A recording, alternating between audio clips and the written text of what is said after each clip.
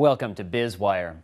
We lead off today with the job market, where, according to surveys by HSBC and Market Economics, services employment has climbed for 4 straight years, while official data show manufacturing jobs shrinking for the past 8 months.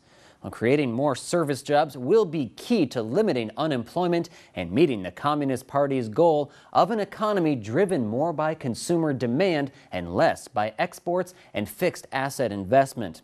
The country estimated its proportion of workers in services industries at nearly 36% in 2011, less than Japan's level in 1955, according to International Monetary Fund data, if that serves as any kind of comparison.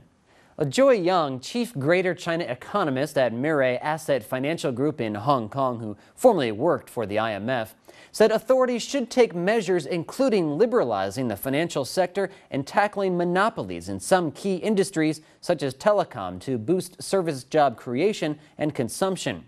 Yang said the process would be long but should help economic rebalancing. Now, services had the biggest share of China's employment in 2011 for the first time, with a slightly larger percentage than agriculture and manufacturing, according to the most recent Labor Ministry data. The gains have helped the Communist Party maintain social stability by keeping a lid on unemployment, estimated last July at more than 8% in urban areas. Xu Gao, chief economist at Everbright Securities in Beijing, who previously worked for the World Bank, said that the robust services job growth is helping to create a resilient job market. At the same time, though, Xu said prospects aren't as bright for the future because of slowing economic expansion.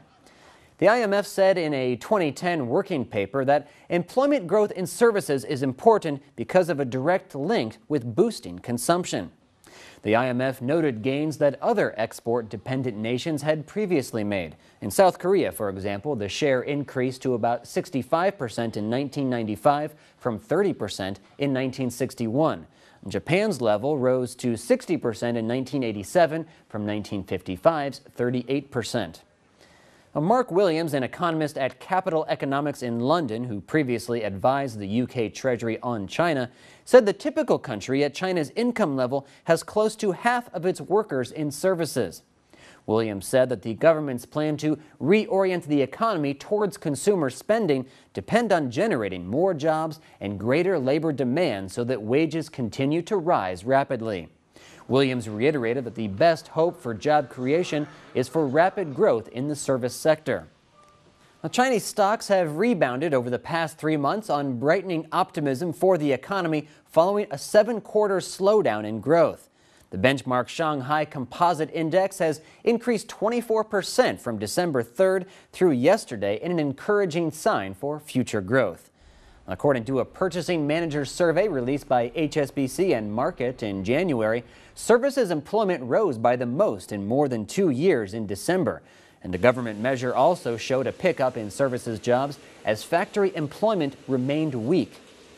Zhang Zhuwei, chief China economist at Nomura in Hong Kong, said it would be good for the government to loosen controls on services industries and allow more private investment there to generate more high-paid jobs. The State Council's 5-year plan through 2015 for services does call for easing barriers to entry in industries such as railways and telecommunications.